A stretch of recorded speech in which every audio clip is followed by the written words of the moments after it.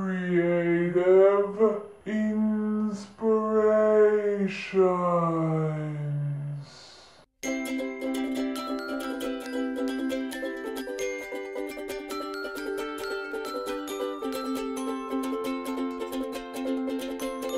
All the nerd fighters!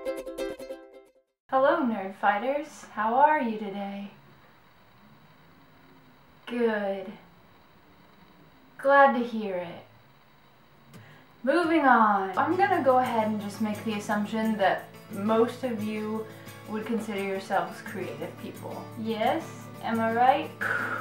We often hear creative people say things like they're going through a slump or a block and that they just don't have any inspiration. Now I could go on a huge spiel about creativity versus inspiration, but I'll try and keep it short. We know as creative people that inspiration isn't always there naturally. Sometimes it is. Sometimes the idea just hits you, and sometimes you find yourself sitting there racking your brains saying, why am I not thinking of anything? I'm supposed to be creative.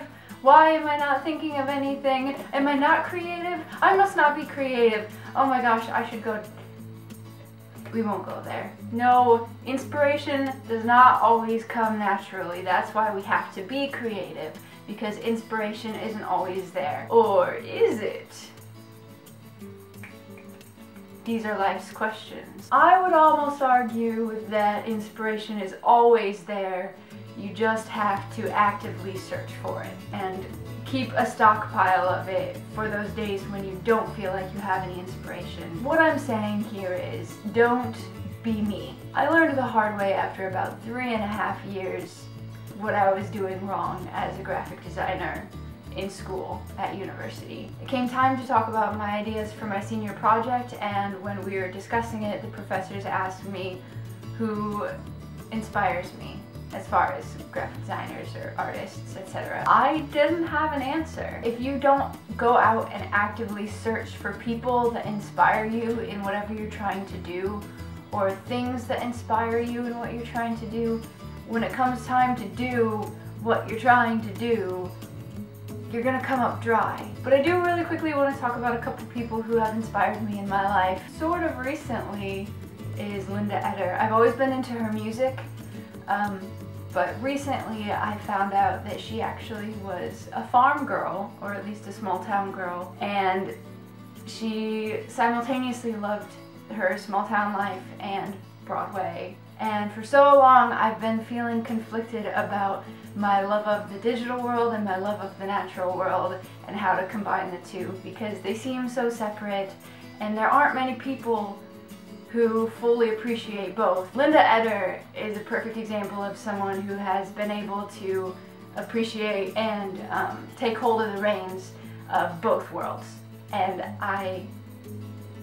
I'm so inspired by her because she made me realize that it is possible to do both. I'm gonna stop doing this with my hands now because I think I've been doing that for like the past 1.5 minutes. Another person who inspires me is actually for a very similar reason as Linda Eder does. Her name is Amber and she plays Amy Fleming on CBC's Heartland. She simultaneously enjoys her digital life of being an actress and her natural life of living and working on her ranch. She's just so wonderful, and oh, anyway, those two people just give me hope that it's possible to do both things. Lastly, as cheesy as it sounds, I am super inspired by a little guy by the name of Naruto. He is just so gung-ho about what he does. Confession time.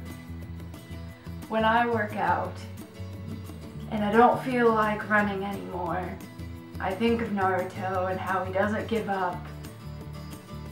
And then I keep going for Naruto. It's true. Judge me if you will. What do you guys think about what I said? Do you agree? Do you not agree? Do you kind of half-heartedly agree? What am I doing? I don't know. Time to go! Andrew, I'll see you tomorrow.